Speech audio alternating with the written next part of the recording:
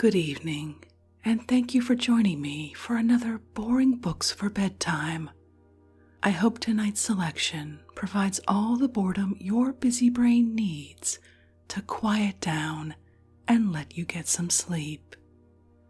So find a comfortable spot, adjust your volume, take a nice deep breath in, let it out slowly, and off we go. Tonight we're relaxing with a journey back to New York City in the early 1900s, with selections from The Color of a Great City by Theodore Dreiser, with illustrations by C.B. Falls. First published in 1923 by Boney and Liverite, New York. Let's begin. Forward.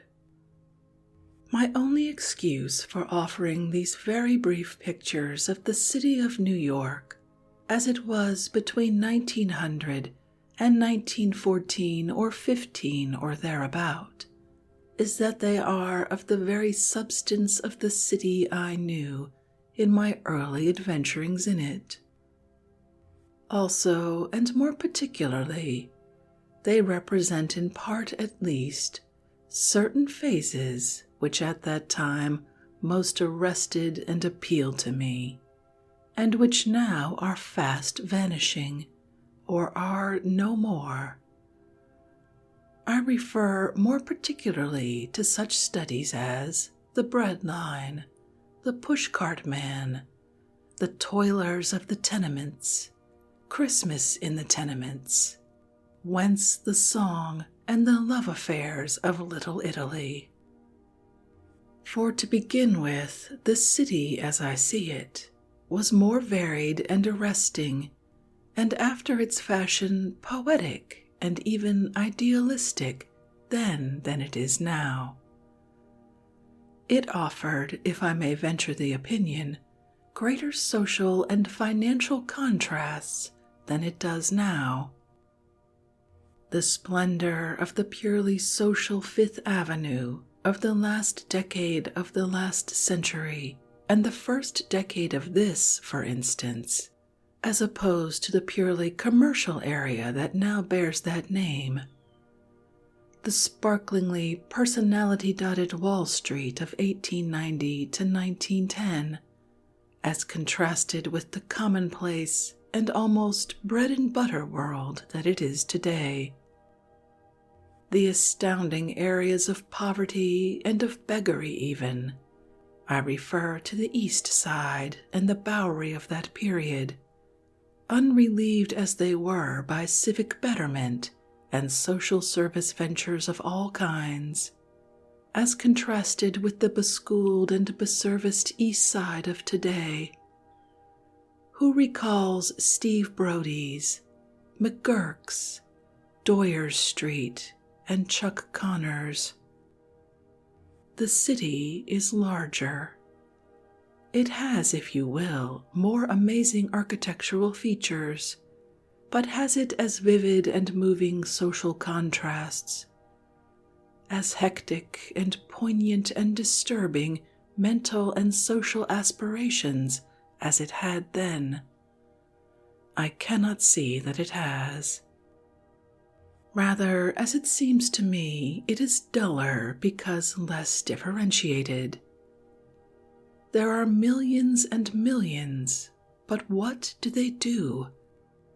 Tramp aimlessly for the most part, here and there in shoals, to see a ball game, a football game, a parade, a prize fight, a civic betterment, or automobile exhibition, or to dance or dine in a hall that holds 1,000. But of that old zest that seemed to find something secret and thrilling in 1,000 nooks and corners of the old city, its Bowery, its waterfront, its Rialto, its outlying resorts, not a trace. one cannot even persuade the younger generation that never even knew the old city to admit that they feel a tang of living equivalent to what they imagined once was. The truth is that it is not here. It has vanished along with the generation that felt it. The pictures that I offer here, however, are not, I am compelled to admit, of that more distinguished and vibrant crust which my introduction so far would imply. Indeed, they are the very antithesis, I think, of all that glitter and glister that made the social life of that day so superior. Its shadow, if you will, its reverse face. For being very much alone at the time, and having of necessity, as the situation stood, ample hours in which to wander here and there, without, however, sufficient financial means to divert myself in any other way, I was given for the most part to rambling in what to me were the strangest and most peculiar and most interesting areas I could find, as contrasted with those of great wealth, and to speculating at length upon the phases and the forces of life I then found so lavishly spread before me. The splendor of the, to me, new dynamic, new world metropolis, its romance, its enthusiasm, its illusions, its difficulties, the immense crowds everywhere, upon Manhattan Island at least, the beautiful rivers and the bay with its world of shipping that washed its shores. Indeed, I was never weary of walking and contemplating the great streets, not only Fifth Avenue and Broadway, but the meaner ones also, such as the Bowery, Third Avenue, Second Avenue, Elizabeth Street in the lower Italian section, and East Broadway. And at that time even, in 1894, that very different and most radically foreign plexus known as the East Side, already stretched from Chatham Square and even farther south, Brooklyn Bridge, north to 14th Street. For want of bridges and subways, the city was not as yet so far flung, but for that reason more concentrated and almost as congested. Yet before I was 15 years in the city, all of the additional bridges other than Brooklyn Bridge, which was here when I came, and which so completely served to change New York from the thing it was then to what it is now, were already in place. Manhattan, Williamsburg, Queensboro bridges, and the subway had been built, at least in part. But before then, if anything, the great island, as I have said, was even more compact of varied and foreign groups, and one had only to wander casually and not at any great length to come upon the Irish in the lower east and west sides, the Syrians in Washington Street, a great mass of them, the Greeks around 26th, 27th, and 28th Streets on the west side, the Italians around Mulberry Bend, the Bohemians in East 67th Street, and the Sicilians in East 116th Street and thereabouts. The Jews were still chiefly on the east side. Being fascinated by these varying nationalities and their neighborhoods, I was given for the first year or two of my stay here to wandering among them, as well as along and through the various parks, the waterfronts, and the Bowery, and thinking, thinking, thinking on this welter of life and the difficulties and the strangeness of it. The veritable tides of people that were forever moving here, so different to the Middle West cities I had known, and the odd, or at least different devices and trades by which they made their way.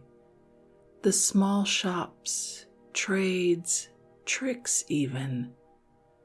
For one thing, I was often given to wondering how so many people could manage to subsist in New York by grinding hand organs alone, or shining shoes, or selling newspapers or peanuts, or fruits or vegetables from a small stand or cart. And the veritable shoals and worlds even of beggars and bums and idlers and crooks in the Bowery and elsewhere.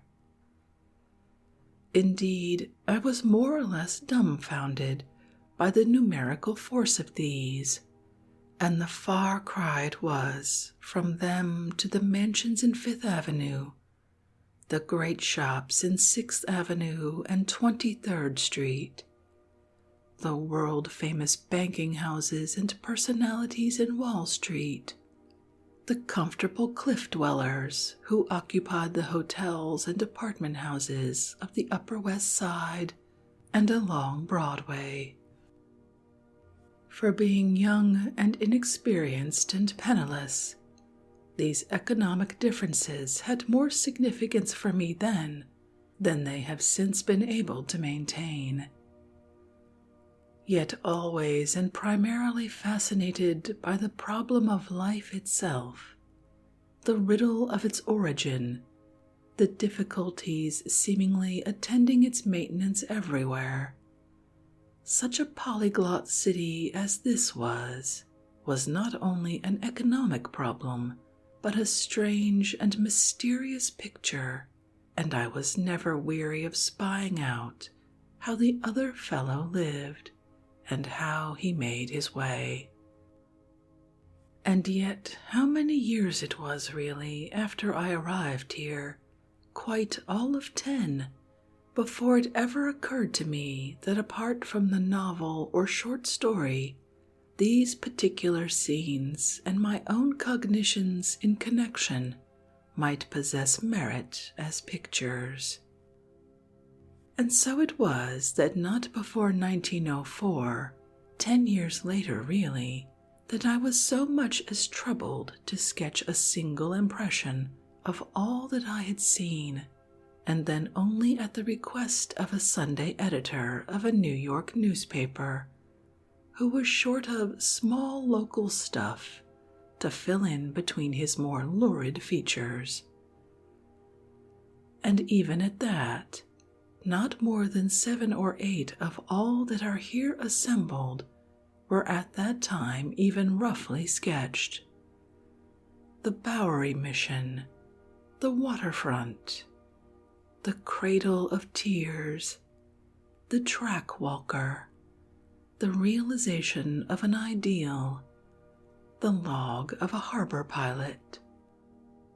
Later, however, in 1908 and 1909, finding space in a magazine of my own, The Bohemian, as well as one conducted by Senator Watson of Georgia, and bethinking me of all I had seen, and how truly wonderful and colorful it really was, I began to try to do more of them, and at that time wrote at least 7 or 8 more. The Flight of Pigeons, 6 o'clock, The Wonder of Water, The Men in the Storm, and The Men in the Dark. The exact titles of all, apart from these, I have forgotten.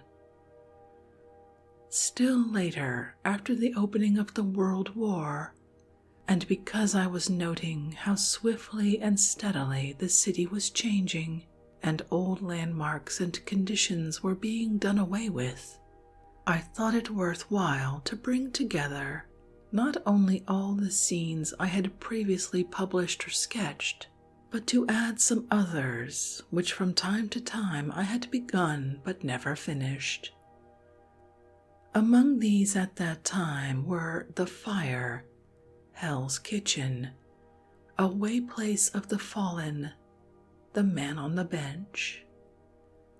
And then several years ago, having in the meanwhile once more laid aside the material to the advantage of other matters, I decided that it was still worth while, and getting them all out and casting aside those I no longer cared for, and rewriting others of which I approved, together with new pictures of old things I had seen, i.e., bums, the Michael J. Powers Association, A Vanished Summer Resort, The Pushcart Man, The Sandwich Man, Characters, The Men in the Snow, and The City Awakes, I finally evolved the present volume.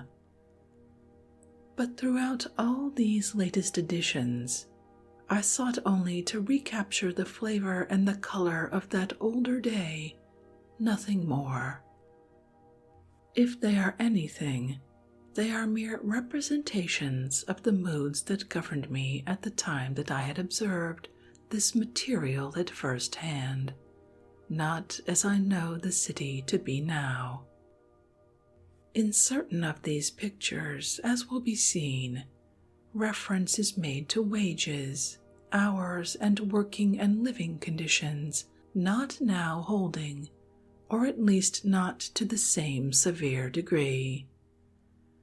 This is especially true of such presentations as The Men in the Dark, The Men in the Storm, The Men in the Snow, 6 o'clock, The Bread Line, long since abolished, The Toilers of the Tenements, and Christmas in the Tenements. Yet since they were decidedly true of that particular period, I prefer to leave them as originally written. They bear, I believe, the stamp of their hour. Theodore Dreiser.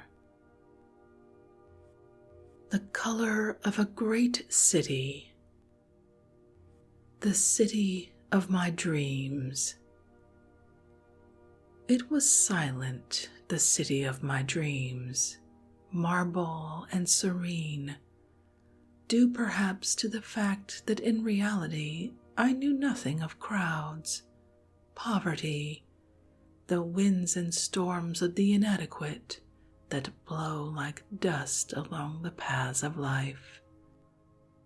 It was an amazing city, so far-flung, so beautiful, so dead.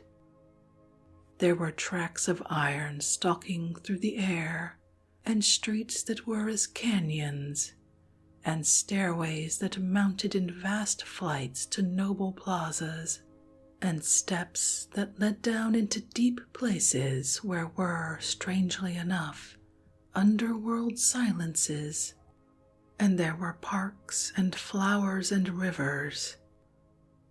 And then, after 20 years, here it stood, as amazing almost as my dream, save that in the waking the flush of life was over it.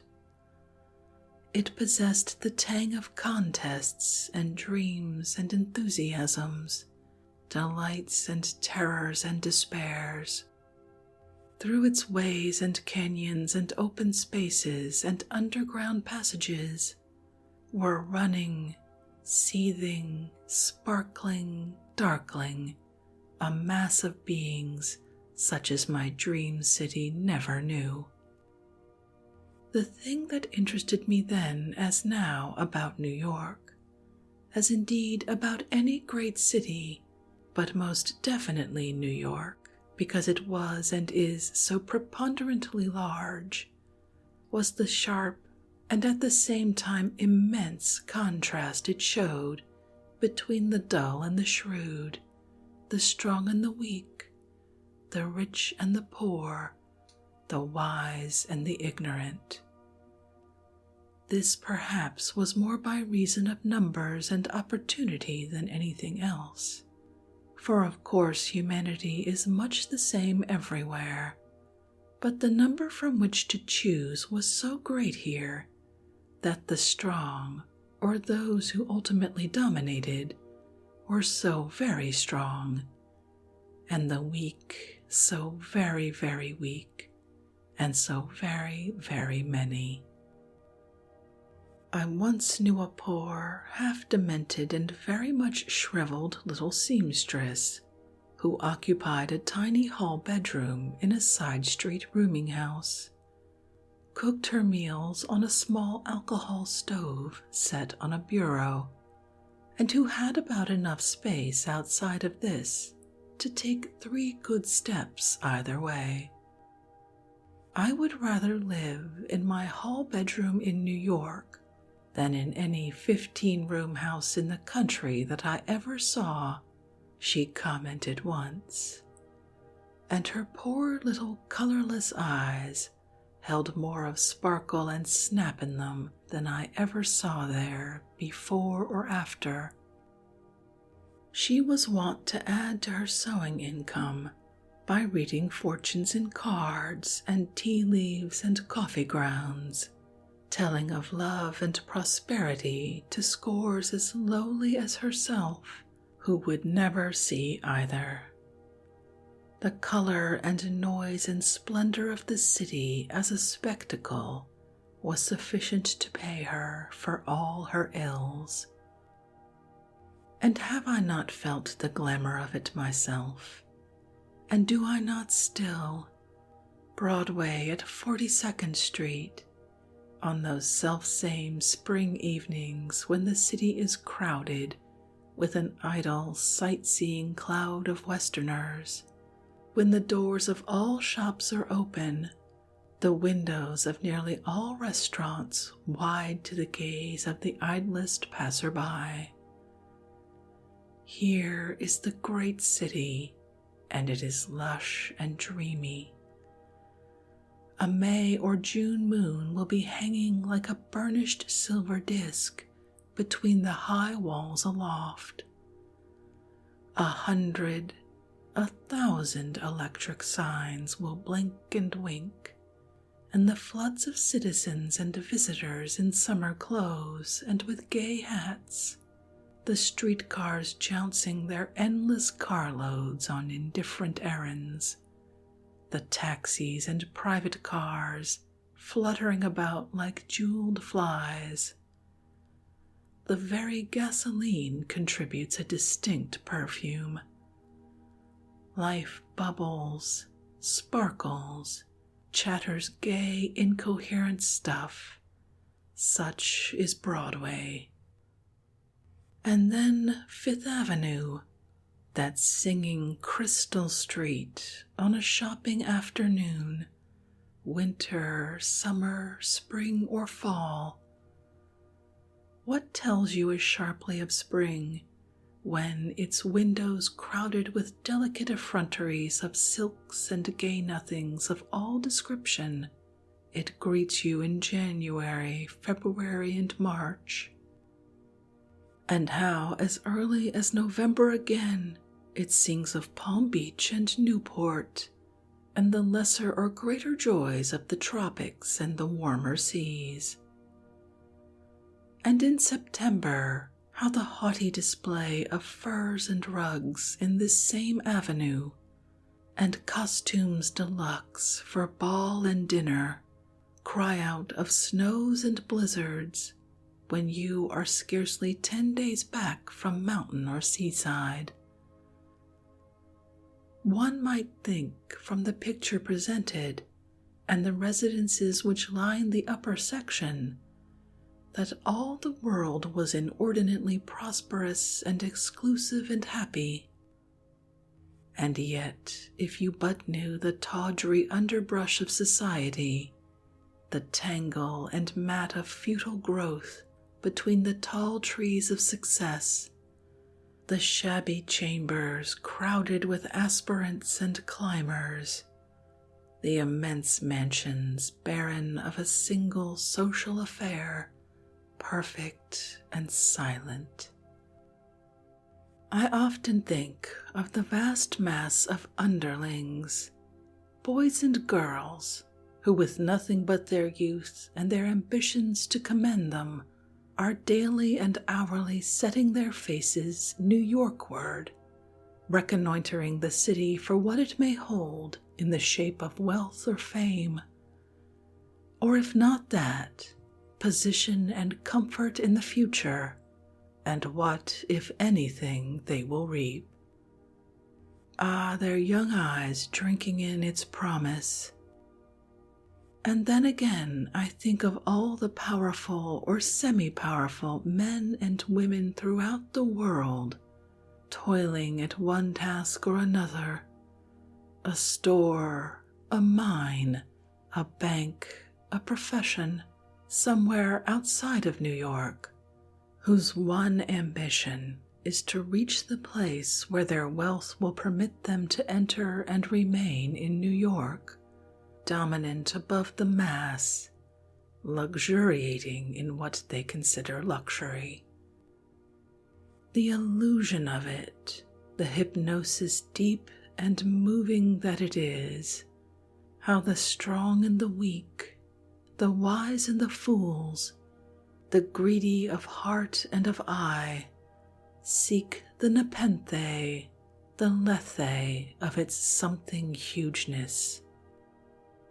I always marvel at those who are willing, seemingly, to pay any price, the price, whatever it may be, for one sip of this poison cup.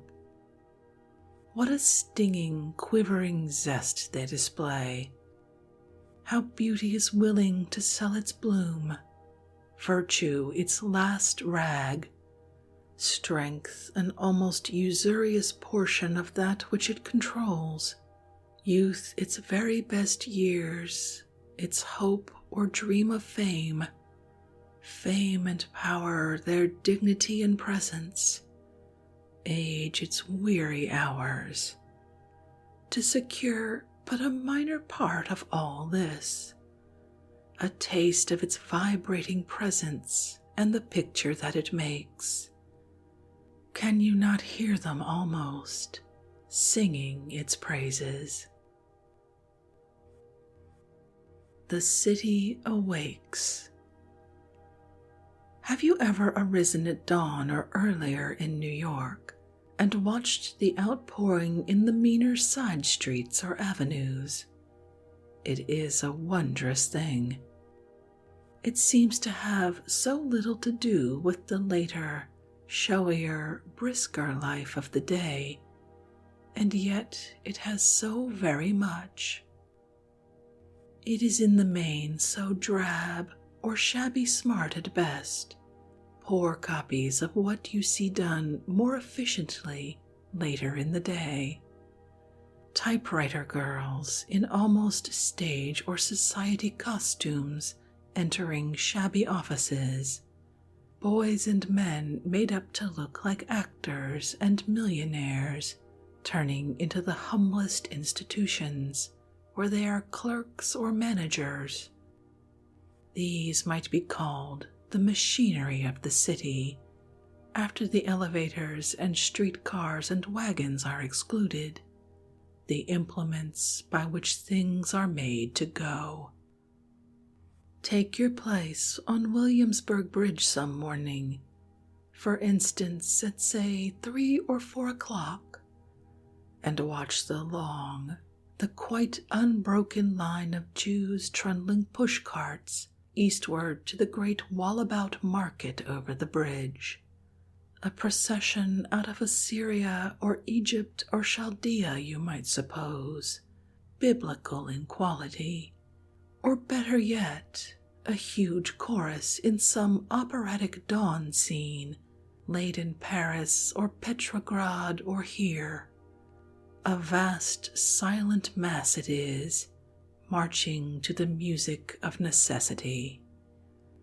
They are so grimy, so mechanistic, so elemental in their movements and needs, and later on you will find them seated or standing with their little charcoal buckets or braziers to warm their hands and feet in those gusty, icy streets of the East Side in winter, or coatless and almost shirtless in hot weather, open-mouthed for want of air.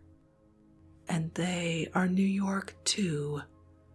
Bucharest and Lemberg and Odessa come to the Bowery, and adding rich, dark, colorful threads to the rug or tapestry which is New York. Since these are but a portion, think of those other masses that come from the surrounding territory, north, south, east, and west. The ferries, have you ever observed them in the morning?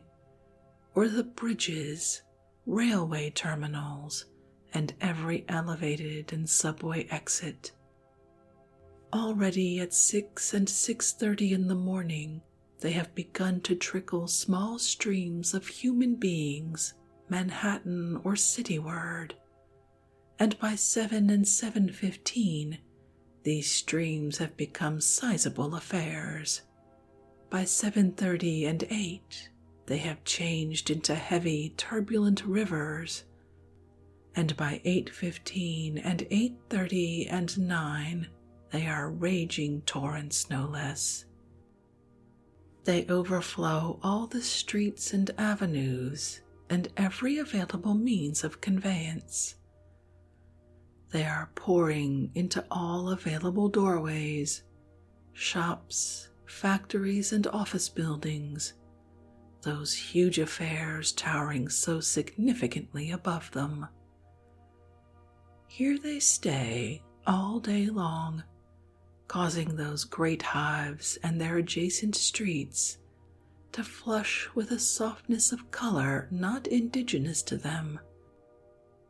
And then at night, between 5 and 6, they are going again, pouring forth over the bridges and through the subways and across the ferries and out on the trains until the last drop of them appears to have been exuded, and they are pocketed in some outlying side street or village or metropolitan hall room, and the great turbulent night of the city is on once more. And yet they continue to stream cityward, this cityward. From all parts of the world they are pouring into New York, Greeks from Athens and the realms of Sparta and Macedonia, living 6, 7, 8, 10, 12 in one room, sleeping on the floors and dressing and eating and entertaining themselves God knows how. Jews from Russia, Poland, Hungary, and the Balkans, crowding the east side and the inlying sections of Brooklyn, and huddling together in thick gummy streets, singing in street crowds around ballad-mongers of the woes of their native land, seeking with a kind of divine poetic flair a modicum of material comfort which their previous condition for at least 1,500 years has scarcely warranted. Italians from Sicily and the warmer vales of the south, crowding into great sections of their own, all hungry for a taste of New York.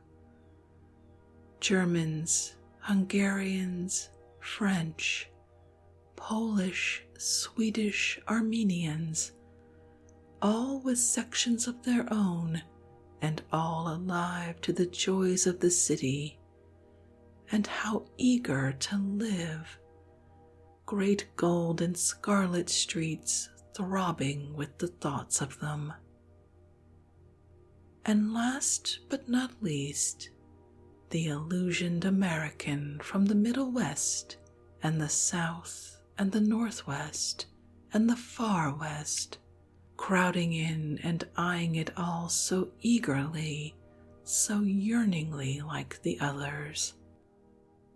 Ah, the little shabby blue light restaurants, the boarding houses in silent streets, the moral hungry homes, how full they are of them, and how hopeless.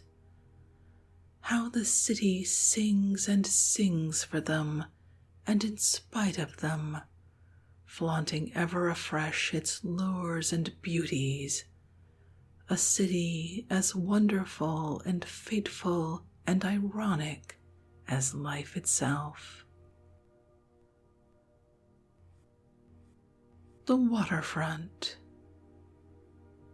Were I asked to choose a subject which would most gratify my own fancy, I believe I would choose the docks and piers of New York. Nowhere may you find a more pleasingly encouraging picture life going on at a leisurely gait, but going, nor one withal set in a lovelier framework. And personally, I have always foolishly imagined that the laborers and men of affairs connected with them must be the happier for that connection.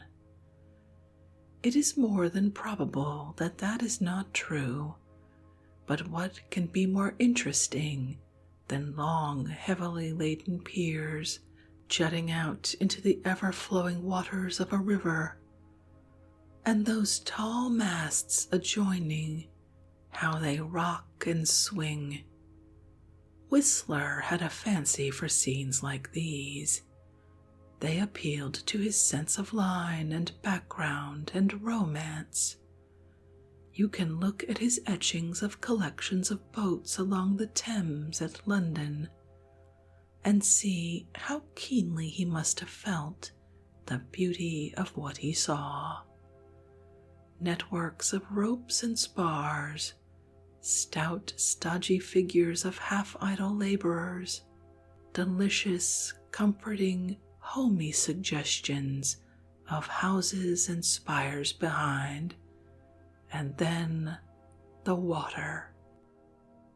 How the water sips and gurgles about these stanchions and spiles and hulls. You stand on the shore or on the hard-cobbled streets of the waterfront, crowded with trucks and cars, and you realize that the too solid substance of which they are composed is to be here for years. But this water at your feet, this dark, silent current, sipping about the boats and rocking them, the big boats and the little boats, is running away. Here comes a chip. There goes a wisp of straw. A tomato box comes leisurely bobbing upon the surface of the stream, and now a tug heaves into view, puffing and blowing, and then a great liner being towed to her dock, and then these nearer boats fastened here, how they rest and swing in the summer sunshine.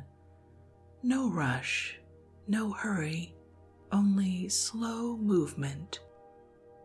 Yet all are surely and gradually slipping away. In an hour your ship will be a mile or two farther downstream. In a day or 2 or 3, your liner will be once more upon the bosom of the broad Atlantic, or later even the Pacific. The tug you saw towing it will be pulling at something else, or you will find it shoving its queer stubby nose into some quaint angle of the waterside, hardly earning its skipper's salt.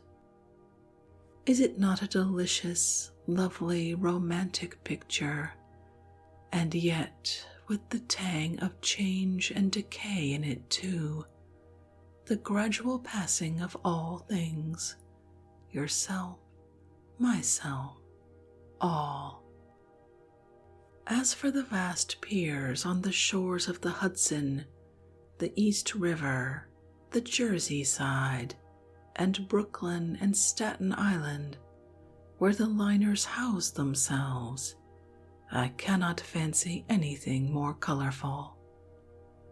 They come from all ports of the world, these big ships.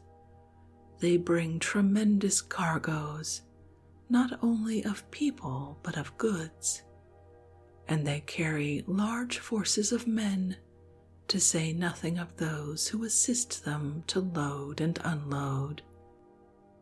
If you watch any of the waterfronts to and from which they make their entry and departure, you will find that you can easily tell when they are loading and unloading. The broad, expansive street fronts before these piers are crowded with idling men waiting for the opportunity to work, the call of duty or of necessity. And it is an interesting crowd of men always, imposingly large on occasion. Individually, these men are crude but appealing, the kind of man that is usually and truly dubbed a working man. They have in the main rough, quaint ambling figures, and rougher, ruder hands and faces. Some of them are black from having shoveled in the holds of vessels, or passed coal. Coal passers is their official title. And some are dusky and strawy from having juggled boxes and bales. But they are men who, with a small capacity for mental analysis, are taking things exactly as they find them. They are not even possessed of a trade, unless you would call the art of piling boxes and bales under the direction of a foreman a trade. Apparently, they have no sense of the sociologic or economic arrangement of life, no comprehension of the position which they occupy in the affairs of the world. They know they are laborers, and as such subject to every whim and fancy of their masters. They stand or sit like sheep in droves, awaiting the call of opportunity. You see them in sun or rain, on hot days and cold ones, waiting here. Sometimes they jest, sometimes they talk, sometimes they sit and wait. But the water with which they are so intimately connected, from which they draw their subsistence, flows on. I have seen a vain, self-conscious foreman come out from one of these great pier buildings, and with a Caesar-like wave of his hand beckon to this man and that. At his sign a dozen, a score of men would rise and look inquiringly in his direction, dumb and patient like cattle. And then he would pick this one and that, wavering subtly over his choice, pushing aside this one who was not quite strong enough perhaps, or agile enough, laying a hand favoringly on that, and then turning eventually and leaving the remaining members of the group dumb but a little disappointed. Invariably they seem to me to be a bit bereaved and neglected, sorry that they could not help themselves, but still willing to wait. I have sometimes thought that cattle are better provided for, or at least as well. But from an artistic and natural point of view, the scene has always fascinated me. Is it morning? The sun sparkles on the waters. The wind blows free. Gulls wheel and turn and squeal, white flecks above the water. Swarms of vehicles gather with their loads. Life seems to move at a smart clip. Is it noon? A large group of men is to be seen idling in the sun, blue-jacketed, swarthy-faced, colorful against the dark background of the piers. Is it night? The lanterns swing and rock.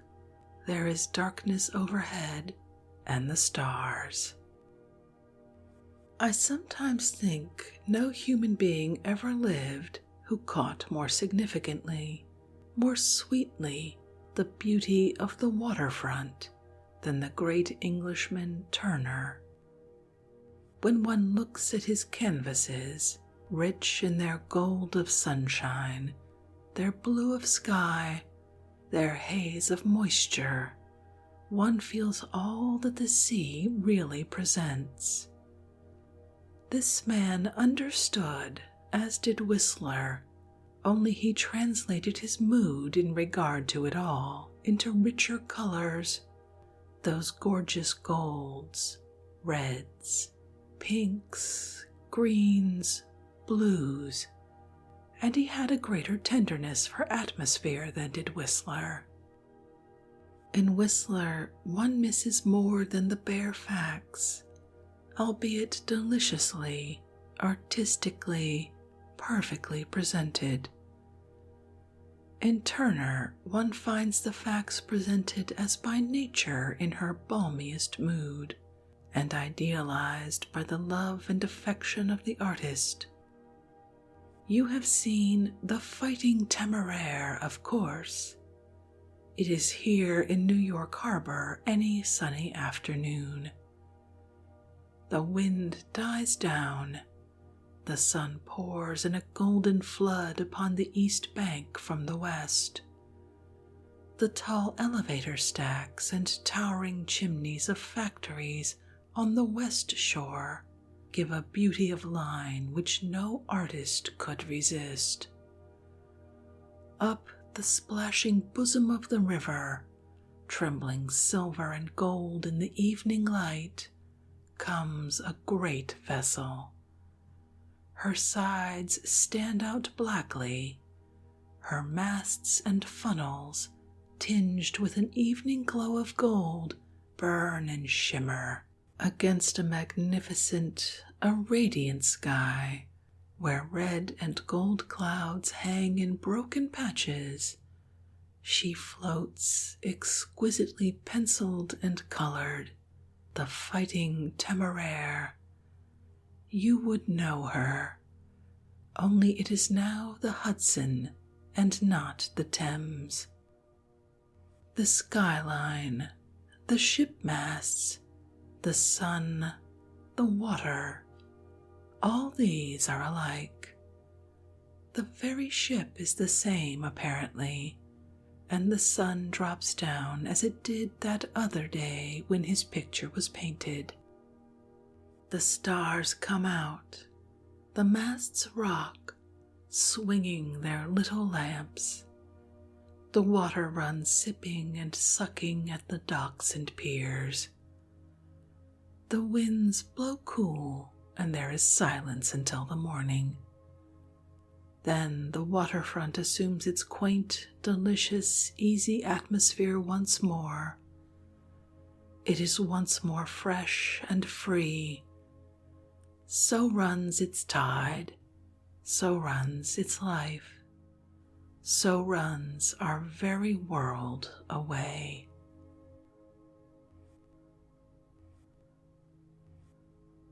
And with that beautiful image, I think we'll end this evening's reading of selections from The Colors of a Great City by Theodore Dreiser.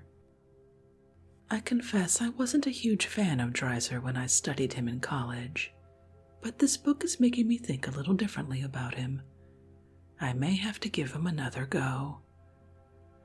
If you'd like to read this work for yourself and see the illustrations, as always, you'll find a link to a free ebook from Project Gutenberg in the show description. The description also includes links to ways you can support this podcast and keep it ad-free, including subscribing to our Patreon, where you'll get exclusive episodes heard nowhere else, or by dropping us a one-time tip via buymeacoffee.com, no subscription required. I hope you'll take a moment to check them out. Thank you so much for joining me for this evening's reading. Until our next boring book, good night.